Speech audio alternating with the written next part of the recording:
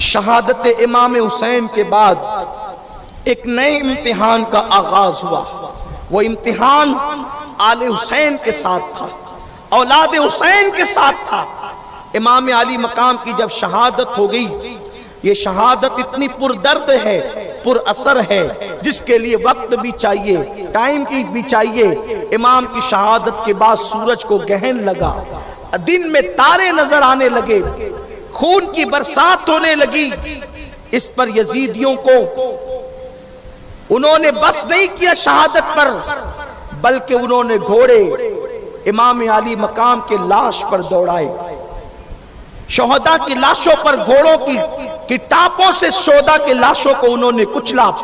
حتیٰ کہ ننھا سا معصوم بچہ علی اصغر جو 6 مہینے کا شہزادہ تھا، اس کی لاش پر بھی لوگوں نے گھوڑے دوڑا دیے. امام علی مقام کے بچوں کے ساتھ یہ سلوک کیا گیا. اسی پر بس نہیں کیا گیا، بلکہ اللہ اکبر، بیویاں تھی وہ تو حیران پریشان تھی. کل رات جن کے خیمے نوجوان بیٹوں سے، بھتیجوں سے، بھائیوں سے بھرے بھرے نظر آتے تھے، آج کیسی شام غریبہ آ گئی. آج 10 محرم کی کیسی شام آئی کہ ان کے سارے خیمے خالی ہو گئے، اور ان خالی خیموں کو یزیدیوں نے آگ لگا دی. جب آگ لگی، وہ بیویاں آگ کے ڈر سے جب خیموں سے باہر نکلی تو ان بیویوں کے دوپٹے انہوں نے چھیننا شروع کیے. حتیٰ کہ امام حسین کی 7 سال کی بچی تھی. اس 7 سال کی بچی کا نام سیدہ سکینہ تھا.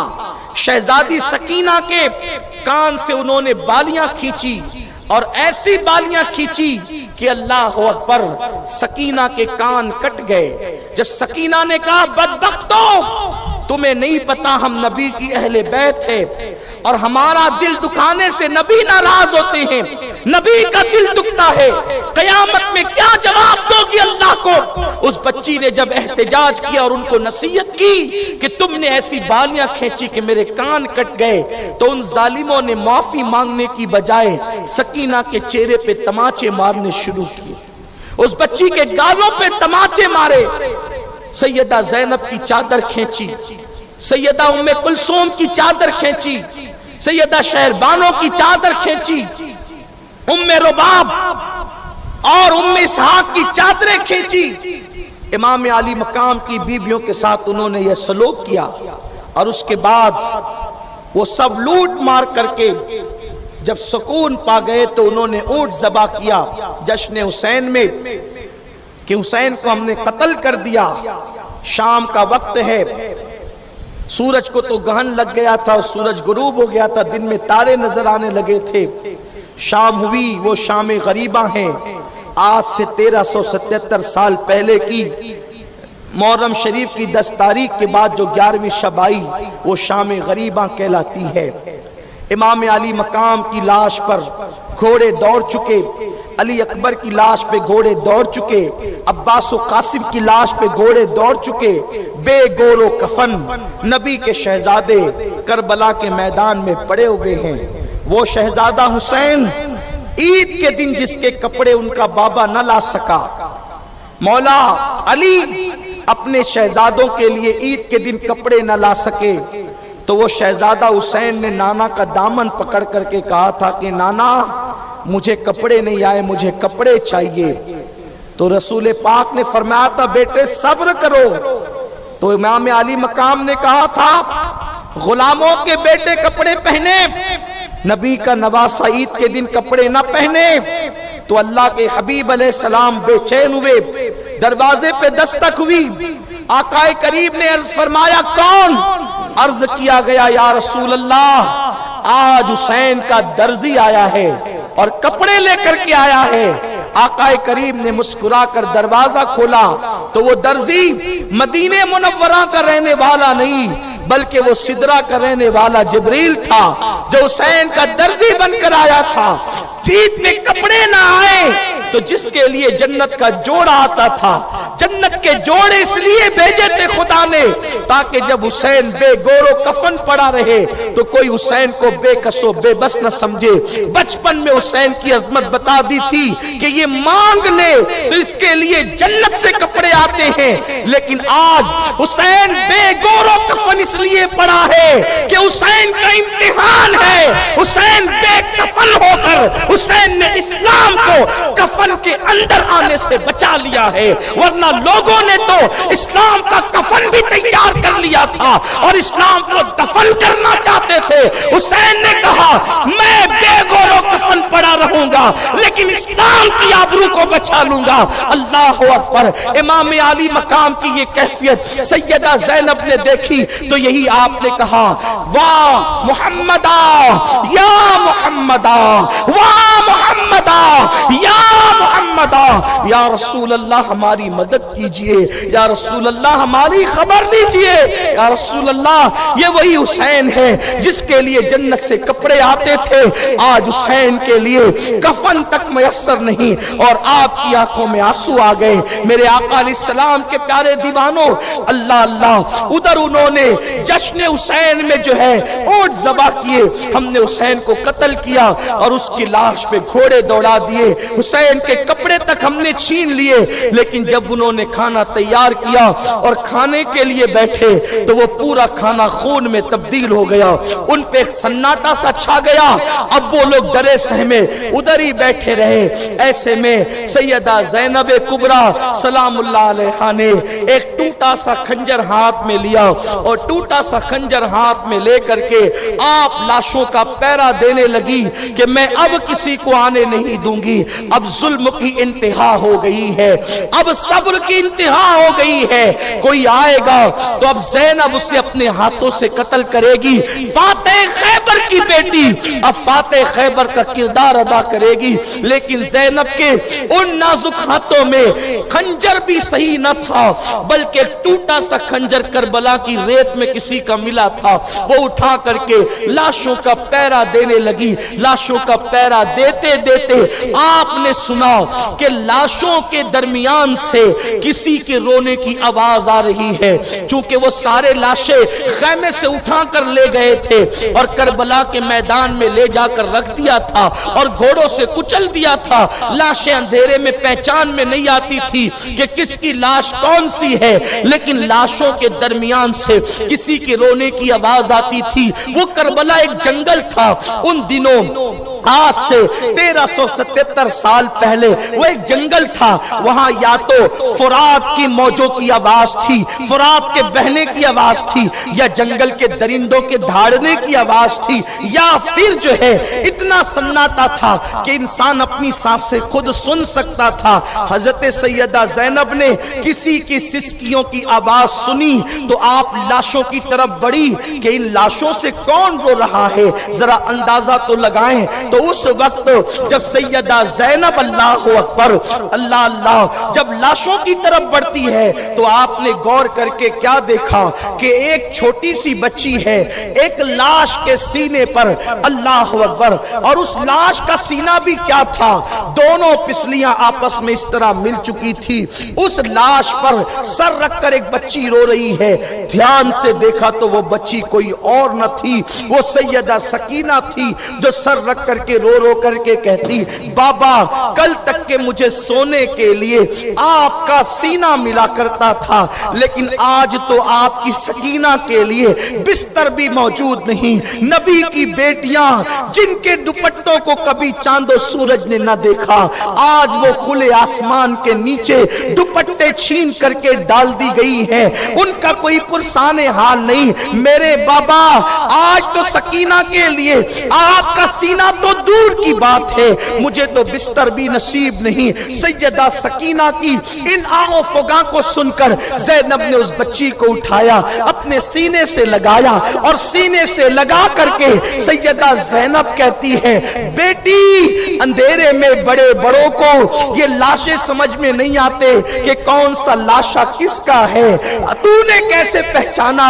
کہ یہ لاشا تیرے بابا حسین کا ہے اور صحیح پہچانا کہ یہ لاشا حسین کا ہے؟ تو سکینہ کہتی ہے پھوپھی جب تم خنجر لے کر کے پیرا دینے لگی تو مجھے نیند کا غلبہ ہونے لگا، تو مجھے میرے بابا کا سینہ یاد آ گیا، تو میں لاشوں کی طرف آئی اور میں نے کہا بابا تم کہاں ہو تاکہ میں تمہارے سینے پہ سر رکھ کے سو جاؤں؟ تو پھوپھی اسی لاشے سے آواز آئی تھی سکینہ تیرا بابا حسین یہاں ہے، تو میں یہاں پر چلی آئی۔ اللہ اکبر، سکینہ کو اٹھا کر کے لایا، سکینہ روتے روتے بے ہوش ہو گئی اور سیدہ زینب اسی طرح کا پیرا دینے لگی۔ ایک سایہ آپ نے دیکھا کہ تیزی کے ساتھ ایک سایہ جو ہے وہ میدان میں بڑھتا چلا آ رہا ہے۔ سیدہ سکینہ نے ٹوٹا سا خنجر پھر تان دیا اور اس کے بعد کا خبردار سب تو لوٹ چکے ہو، شہزادیوں کے کپڑے بھی تم چھین کر لے گئے ہو، علی اصغر کا جھولا تک نہیں رکھا، تم نے خیمے تک جلا دیے ہیں، تم نے سکینہ کی بالیاں تک چھین لی ہے، اب کیا رہ گیا ہے جو لوٹنے کے لیے آئے ہو؟ ظالموں کچھ تو شرم کرو۔ آپ یہ فرما رہی تھی کہ وہ سایہ آگے ہی بڑھ رہا تھا، آپ نے کہا اب آگے قدم نہ اٹھانا ورنہ خبردار میں تجھے قتل کر دوں گی، یاد رکھ میرے ہاتھوں سے قتل نہ ہونا۔ تو اس سائے سے ایک آواز نکلی بی بی میں کوئی غیر نہیں ہوں، میں اہل بیت کی محب ہوں اور میں لوٹنے نہیں آ رہی ہوں، میں ایک عورت ہوں، میں حر کی بیوی ہوں اور حر این جنگ کے موقع پر آپ کی طرف چلا گیا تو مجھے آنے کا موقع نہیں ملا۔ میں نے ظالم یزیدیوں سے کہا او یزیدیوں 4 دن ہونے آئے ہیں، ان کے گھر کے چھوٹے چھوٹے بچے پیاسے ہیں، بیویاں پیاسی ہیں، وہ مر نہ جائیں، تم کو تو ان کو ابن زیاد کی بارگاہ میں لے جا کر پیش کرنا ہے، اس کے دربار میں، یزید کے دربار میں انہیں پیش کر کے تمہیں انعام لینا ہے، اگر وہ مر گئے تو کیا ہوگا؟ ان کو کچھ پانی تو پلا دو۔ ان لوگوں نے کہا نہیں، ہم انہیں پیاسا ہی رکھیں گے، انہیں پانی نہیں دیں گے۔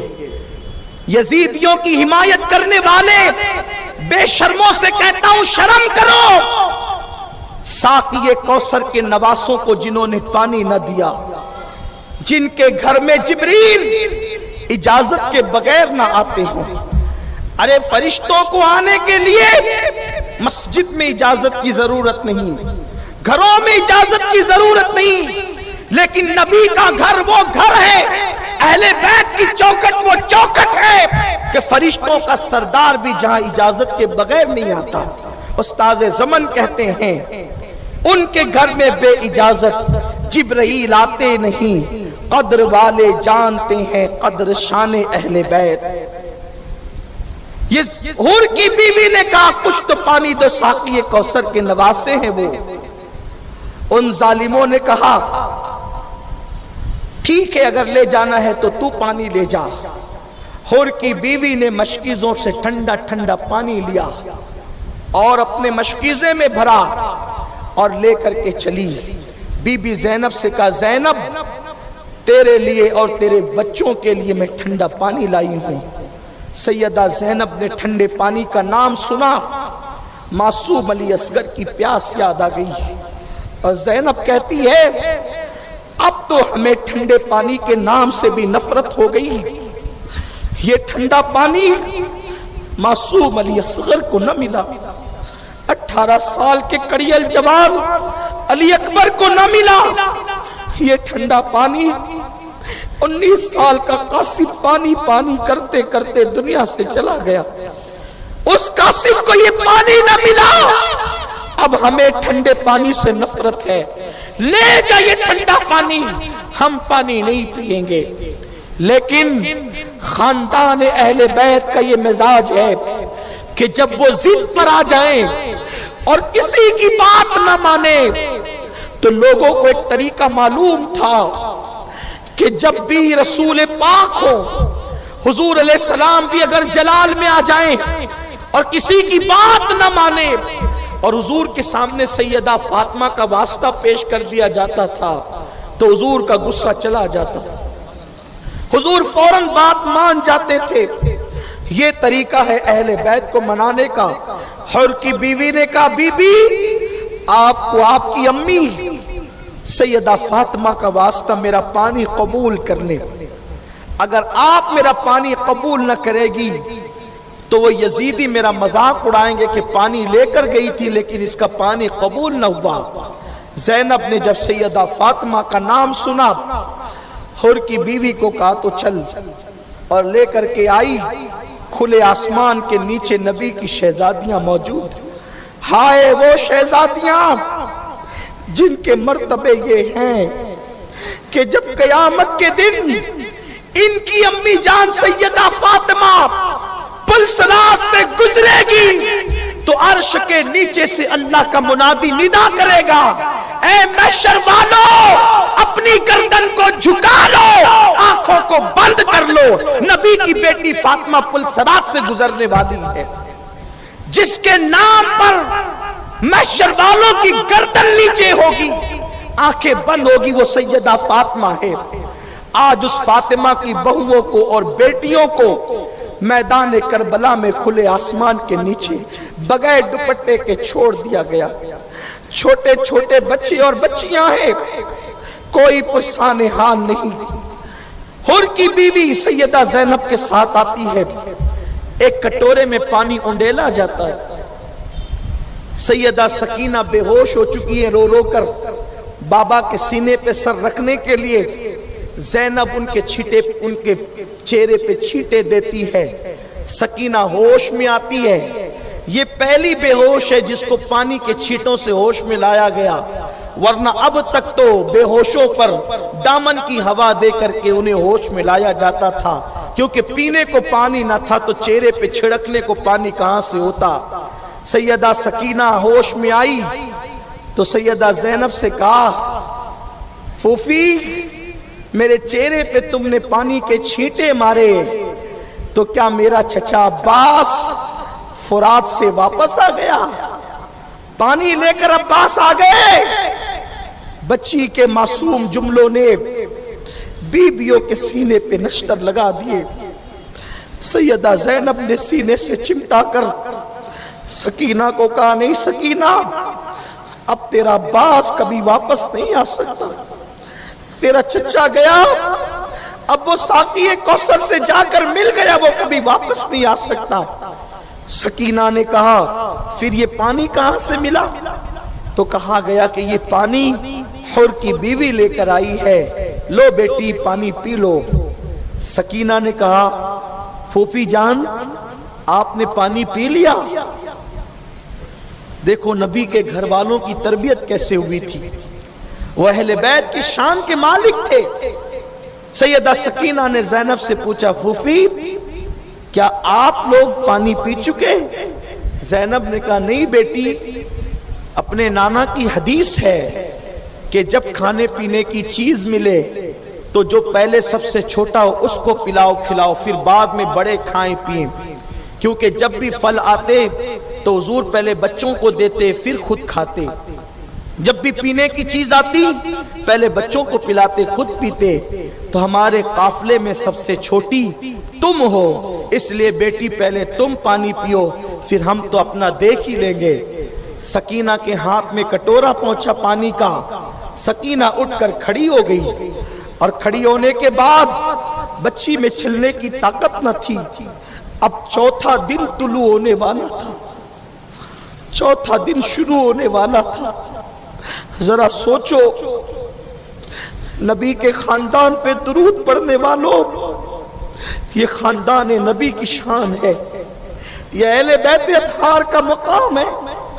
گرمی کے موسم میں ہم روزہ رکھتے ہیں، مؤذن اعلان کرے افطار کر لو، ہم کسی کا خیال کیے بغیر افطار کر لیتے ہیں، لیکن یہ خاندان نبوت، خون رسول کی شان دیکھو، خون رسول کی کرامت دیکھو کہ جب اس ننھی سی بچی کو چوتھی صبح طلوع ہونے سے پہلے پانی ملا، 7 سال کی بچی کیا ہوتی ہے، اور جب یہ حدیث اس بچی کے کان میں پہنچی کہ پہلے چھوٹوں کو پلاؤ پھر خود پیو، پورے قافلے میں سب سے چھوٹی تم ہو، پہلے تم پیو پھر ہم اپنا دیکھیں گے، وہ بچی اٹھ کر کے کھڑی ہوئی، اور کھڑی ہونے کے بعد طاقت چلنے کی نہ تھی، پھر بھی بوجھل قدموں سے اس نے دوڑنا شروع کیا۔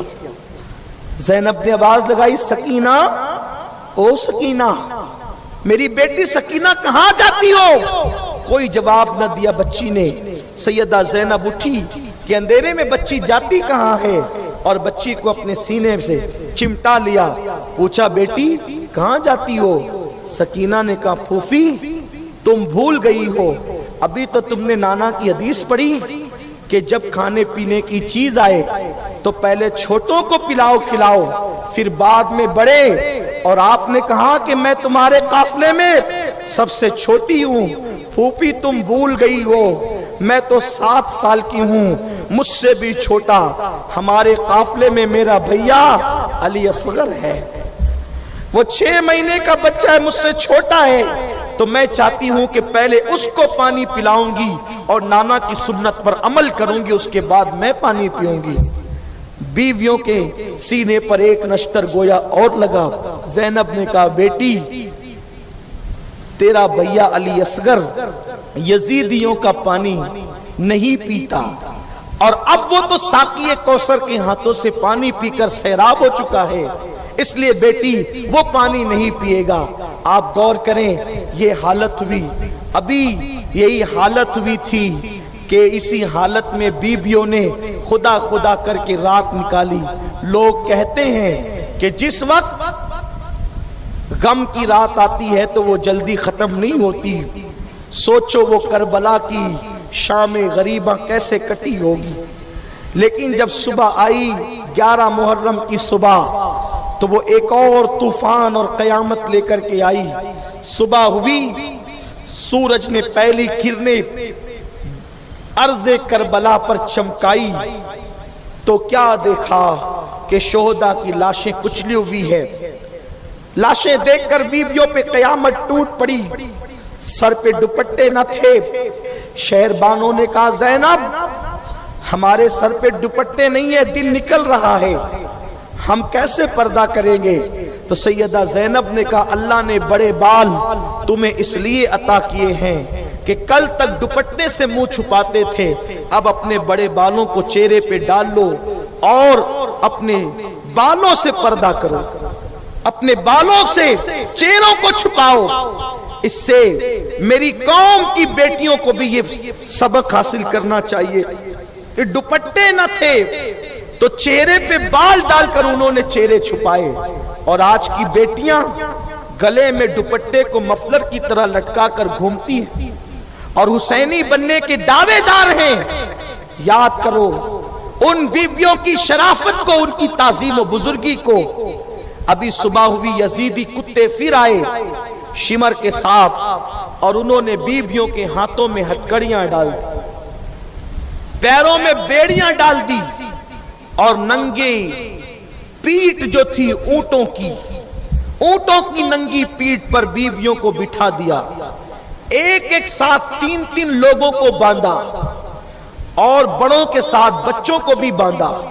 تو ظاہر سی بات ہے بچوں کے ہاتھ چھوٹے، بڑوں کے ہاتھ بڑے، تو بچوں کے ساتھ بڑوں کو یوں جھکنا پڑتا تھا۔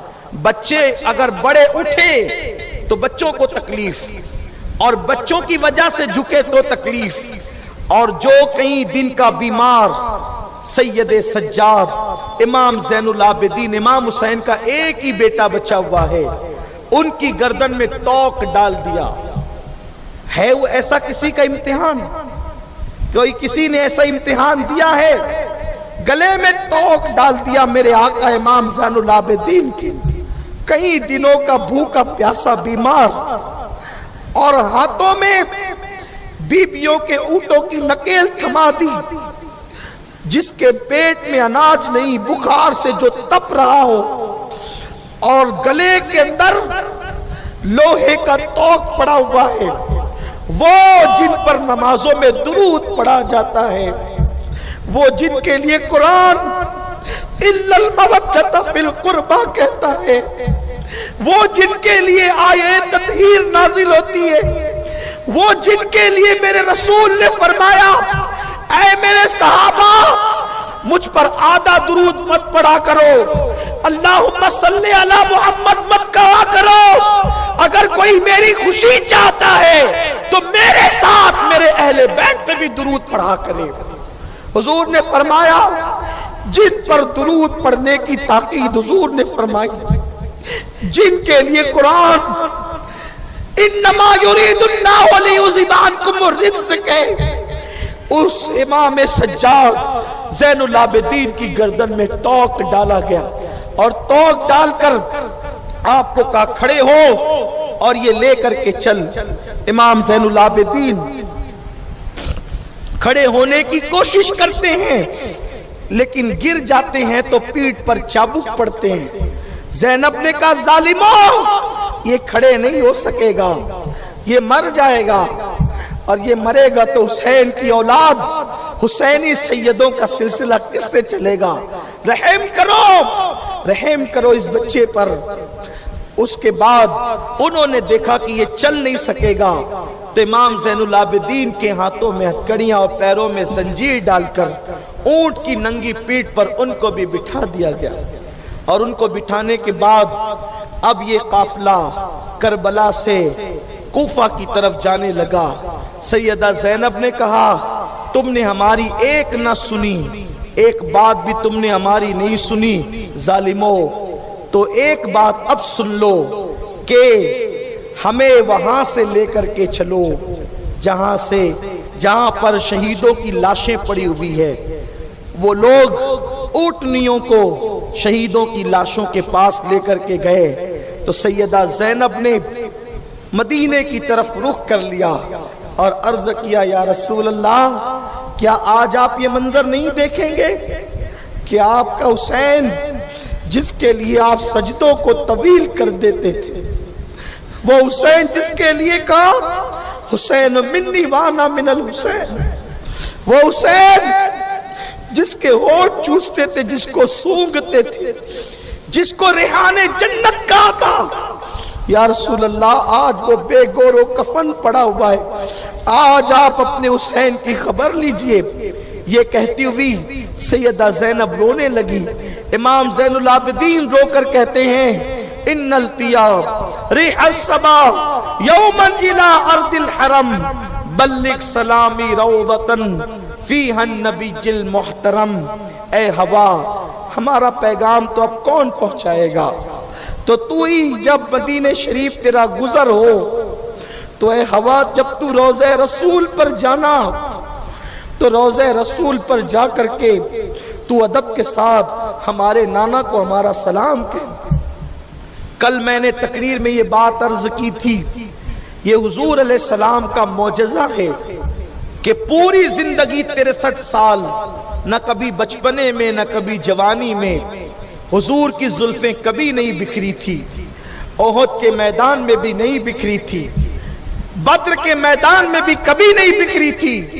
حضرت عبداللہ ابن عباس کہتے ہیں میں نے 61 ہجری کے عاشورہ کو جمعہ کی نماز کے بعد میں سو رہا تھا، میں نے کیا دیکھا؟ نبی پاک کی زلفیں بکھری ہوئی ہے۔ لوگ کہتے میدان کربلا میں کیا ہے؟ اس کو اتنی اہمیت دیتے ہو، کربلا میں کیا ہے؟ ارے دیکھ کربلا میں کیا ہے؟ اس نبی کی زلفیں بکھرتی ہے، بڑے بڑے حادثات جن زلفوں کو بکھرا نہ سکے کربلا نے ان زلفوں کو بکھرا دیا۔ ابن عباس کہتے میں نے دیکھا حضور کی زلفیں بکھری ہوئی اور خون کے دھبے حضور کے جبے پر ہے اور آنکھوں میں آنسو ہے۔ لوگ کہتے ہیں حسین کے لیے کیوں روتے ہو؟ کربلا کا واقعہ سن کے کیوں روتے ہو؟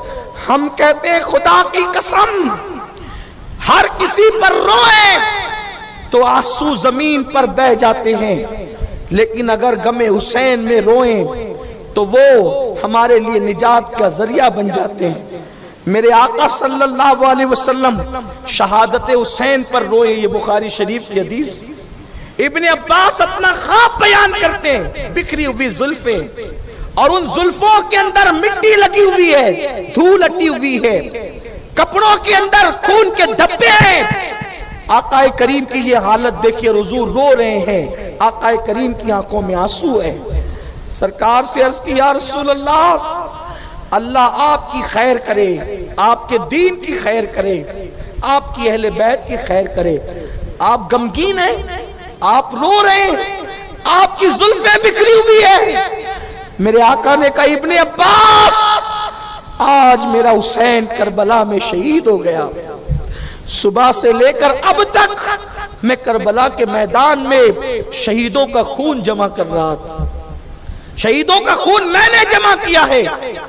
حضرت سیدنا بابا فرید الدین گنج شکر فرماتے ہیں کہ شب عاشور میں کسی نیک عورت نے میدان کربلا کو خواب میں دیکھا کہ ایک عورت ہے نقاب پوش جو اپنی آستین سے کربلا کی دھرتی کو جھاڑ رہی ہے اور کنکر اٹھا اٹھا کر کے چن رہی ہے. اس عورت نے پوچھا بی بی یہ کون سا میدان ہے اور آپ یہ کنکر کیوں اٹھاتی اور صاف کرتی ہے؟ تو اس عورت نے جب اپنے چہرے سے پردہ ہٹایا تو کہا کہ میں فاطمہ بنت محمد ہوں، میں فاطمہ ہوں، تیرے نبی کی بیٹی ہوں. کہا بی بی آپ میدان کو جھاڑو دیتی ہے؟ فرمایا ہاں یہ کربلا کا میدان ہے اور اسی جگہ پر میرا حسین گھوڑے سے زمین پہ گرے گا تو میں پہلے سے کنکر اٹھا رہی ہوں کہ میرے حسین کو کنکر نہ چبھ جائے. یہ ہے داستان کربلا. ڈاکٹر اقبال اسی لیے تو کہتے ہیں غریب سادہ وہ رنگی ہے داستان حرم، غریب سادہ وہ رنگی ہے داستان حرم، حسین انتہا اس کی ابتدا ہے اسماعیل. یہ میرے مولا حسین کی داستان کربلا ہے. تو جس وقت لاشوں کے قریب یہ آئے، امام زین العابدین نے ان التیا ریح الصبا یوما الى ارض الحرم بلغ سلامی روضۃ فیہا النبی المحترم، یہ پڑھا تو اپنے بیگانے سب رونے لگے. امام علی مقام کا وہ چھوٹا سا لٹا پیٹا قافلہ 11 محرم کی صبح دن تڑکے کوفہ کی طرف روانہ ہو گیا. کوفہ والوں کو اعلان کر دیا گیا، کوفہ والوں جشن کرو جشن. عورتیں چھتوں پر چڑھے بچوں کو لے کر، اس لیے کہ کچھ باغی لوگ تھے جن کے سر ہم کاٹ کے لا رہے ہیں اور ان کی لٹی پٹی عورتوں کو قیدی بنا کر لا رہے ہیں. کوفہ میں یہ بات نہیں بتائی گئی کہ کس کو لا رہے ہیں. جھوٹ بولا یزیدیوں نے کہ ہم باغی، اور وہ بھی کیسے باغی جو رستے میں بیٹھ کر کے قافلے لوٹتے تھے، ان لٹوروں کو ہم نے کاٹا ہے. کوفہ میں جشن کا ماحول تھا کہ حکومت کے باغی اور وہ بھی قافلے لوٹنے والے لٹوروں کو لایا جا رہا ہے. کوفہ میں جشن کا ماحول ہے. کربلا سے کوفہ آتے آتے شام ہو گئی ہے. خولی جس کے پاس امام علی مقام کا سر تھا، شام ہوئی تو اس کو پتا چلا کہ اب تو ابن زیاد کے پاس جانا ہی بے فائدہ ہے، کیونکہ شام ہوتی ہے تو وہ شراب میں ڈوب جاتا ہے، انعام نہیں دے گا، سر دیکھ کر مجھے گالیاں دے گا.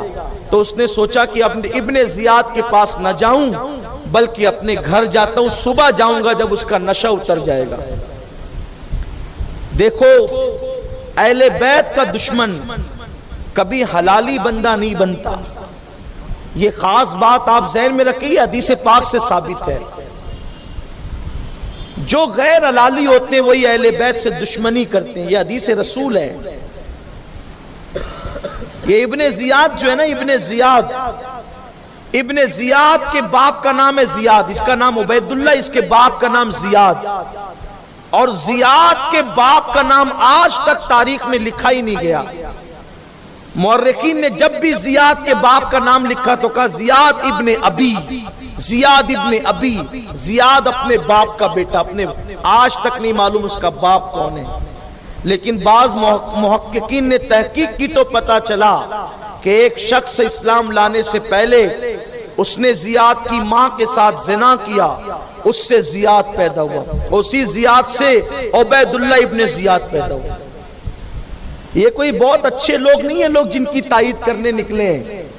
اگر صحیح معنی میں لوگ اسلام کی تاریخ پڑھ لیں، بے جا تعصب سے نکل کر ہٹ درمی سے نکل کر اسلام کی صحیح تاریخ پڑھے تو کبھی کوئی یزیدی کی حمایت نہیں کرے گا، نہ یزید کی حمایت کرے گا، نہ یزیدیوں کی حمایت کرے گا، بلکہ کہنے والوں نے کہا ہے انسان کو بیدار تو ہو لینے دو، ہر قوم پکارے گی ہمارے ہیں حسین۔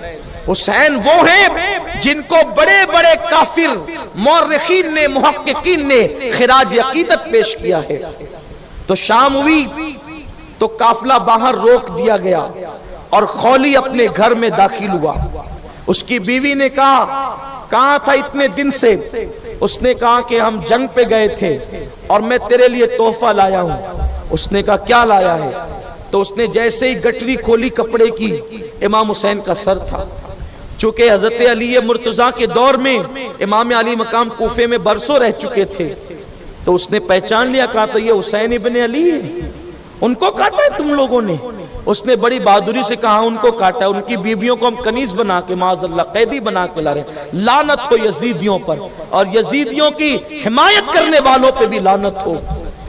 شہزادیوں کو انہوں نے قیدی کہا، ان بدبختوں نے اللہ اکبر۔ تو اس کی بیوی نے کہا ان کی بیویوں کو تم نے قیدی بنایا؟ کہا۔ اس نے کہا اگر رات کا وقت نہ ہوتا تو میں ابھی تیرے گھر سے نکل جاتی، جو شہزادے رسول کا سر کاٹے میں اس کی بیوی بن کر تو نہ رہوں گی۔ تھکا ہوا تھا، سو گیا۔ اس کی بیوی اٹھی، امام علی مقام کی بکھری ہوئی زلفوں کو دھلا، زلفیں سواری، خوشبو لگائی اور کھڑی ہو گئی درود پڑھتے ہوئے۔ اسی عالم میں نیند کا غلبہ ہوا تو بیٹھ گئی، درود زبان پہ جاری رہا۔ آنکھ بند ہوئی تو کیا دیکھا کہ 4 عورتیں خوبصورت، اور وہ امام حسین کے سر کو چومتی ہے آ کر اور روتی ہیں۔ اس عورت نے پوچھا آپ کون ہیں؟ تو ایک بی بی نے کہا میں فاطمہ بنت محمد ہوں، حسین کی امی ہوں، آج میرے بیٹے کے چہرے کو چومنے آئی۔ دوسری کو کہا یہ حسین کی نانی ہے خدیجۃ الکبریٰ، آج حسین کے سر کو بوسے دینے آئی ہے کہ میرے نواسے نے نانا سے کیا ہوا وعدہ وفا کر دیا، دین کو تحفظ دے دیا۔ اور یہ جو ہے یہ آسیہ ہے فرعون کی بیوی، اور یہ چوتھی عیسیٰ کی ماں مریم ہے۔ ان بیویوں نے سر چوما، شفقتیں کی اور وہاں سے ہٹی تو پھر دیکھا ایک ایسا چہرہ جو حسین کے چہرے سے کچھ مشابہ تھا۔ تو پوچھا بزرگ آپ کون ہیں؟ انہوں نے کہا میں ابراہیم خلیل اللہ ہوں، جس حسین نے میرے خواب کی تکمیل کی ہے، آج اس حسین کی پیشانی کو چومنے آیا۔ اسی میں پوری رات گزر گئی، آنکھ کھلی تو اس کا شوہر دھاڑ رہا تھا پاگلوں کی طرح۔ کہا تو نے یہ کیا کیا؟ اس نے کہا تو سر ابن زیاد کے پاس لے جا اور میں تیرے گھر سے چلی، مجھے طلاق دے دے، مجھے تیرے یہاں نہیں رہنا، جو اہل بیت کا نہ ہوا وہ میرا کیا ہو سکتا ہے؟ اس نے کہا جیتے جی اپنے بچوں کو یتیم مت کر۔ تو اس عورت نے کہا حسین کے بچوں سے زیادہ تیرے بچے قیمتی نہیں ہے، جب تو نے حسین کے بچوں کو یتیم کر دیا تو اب نہ بچوں کی پرواہ نہ شوہر کی پرواہ۔ اور وہ عورت پردے میں گھر سے نکل گئی۔ لوگوں کو شرم آنی چاہیے، قاتلان حسین کی تائید ان کی عورتوں نے نہیں کیا، لوگ قاتلان حسین کی تائید کرتے ہیں۔ اور میں تو ہندوستان کے تمام مسلمانوں کو پیغام دینا چاہتا ہوں، یاد رکھنا حسین کا مخالف ہو کر کوئی زیادہ دن تک کے ٹک نہ سکا، ورنہ دیکھ لو تمہارے پڑوس میں ایک بدبخت یزید کا وکیل بن کر کے کھڑا ہوا تھا اور آج بھاگا بھاگا پھر رہا ہے۔ حسین بتا رہے ہیں جو مجھ سے ٹکرائے گا ٹکنے نہیں دوں گا، اٹھا کے پھینک دوں گا۔ اس لیے کبھی حسین سے لڑائی بول مت لینا، کیونکہ رسول اللہ نے فرمایا حسین مجھ سے ہے، میں حسین سے ہوں، جو حسین سے جنگ کرے گا میں اس سے جنگ کروں گا، جو حسین سے صلح کرے گا میں اس سے صلح کروں گا۔ جو نبی سے جنگ کرے وہ ٹک کیسے سکتا ہے؟ اور جو لوگ ابھی مینڈکوں کی طرح ٹر کرتے حسین کے خلاف، ان کو بھی بہت جلد حساب چکانا پڑے گا۔ یاد رکھو اگر محبت نہیں کر سکتے تو کم سے کم چپ تو رہو، اگر تاریخ کے صحیح گوشے نہیں پتا ہے خاموش تو رہو، ورنہ یزید کا انجام ہمیشہ رسوائی ہی ہے، اس لیے یزید کے کھانے میں نام مت لکھاؤ۔ المختصر یہ کہ جب قافلہ کوفہ میں پہنچا تو چونکہ وہاں اعلان تو یہی تھا کہ باغیوں کے سر آ رہے ہیں اور ان کی عورتوں کو قیدی بنا کے لایا جا رہا ہے، تو کوفہ کے اندر مولا علی نے تقریریں کی تھی کہ قیدیوں کو صدقہ دینے سے مرادیں پوری ہوتی اور اجر ملتا ہے۔ تو چھوٹے چھوٹے بچوں کے ہاتھ میں عورتوں نے صدقے کی کھجوریں، روٹی کے ٹکڑے تھما دیے اور چھت سے وہ پھینک رہے تھے۔ سیدہ زینب نے کہا خبردار، یہ کیا کر رہے ہو؟ تو عورتیں کہتی تھی یہ صدقہ ہے، کیونکہ علی مولا نے ہم سے کہا تھا کہ قیدیوں کو صدقہ دینے سے مرادیں پوری ہوتی ہے، دعائیں قبول ہوتی ہے، تو ہم تم قیدیوں صدقہ دے رہے ہیں۔ کہا ہم وہ قیدی نہیں ہے جو تم سمجھ رہے ہو، ہم آل محمد ہے، آل محمد، اور آل محمد پر صدقہ کھانا حرام ہے۔ تو تب عورتوں نے کہا تم کون ہو؟ کہا پہچانو میں زینب بنت علی، علی کی بیٹی ہوں، یہ حسین کا سر ہے۔ تو لوگوں نے غور کیا، تب پتا چلا کہ یہ کیا ہو گیا۔ تب کوفہ والے چیخنے رونے پیٹنے لگے۔ تب سیدہ زینب نے کہا تھا کوفیوں، خط لکھ کر بلانے والا کون تھا؟ تمہارے بڑے بڑے سرداروں نے 150 خطوط لکھے تھے، عوام کے تو خطوط ہی الگ تھے۔ اس کے بعد تم نے میرے بھائی کے ساتھ بے وفائی کی، بڑی بڑی رشوتیں لے کر تم بے وفا بن گئے۔ اب تمہارا رونا چیخنا پیٹنا یہ سب تمہارے کام نہیں آئے گا۔ اور پھر فاطمہ کی بیٹی نے کہا اسی طرح روتے پیٹتے رہو گے تمہیں کبھی قرار نہیں ملے گا۔ اور دیکھ لو آج عراق کی سرزمین سنورتی ہے پھر گرتی ہے، بنتی ہے پھر بگڑتی ہے۔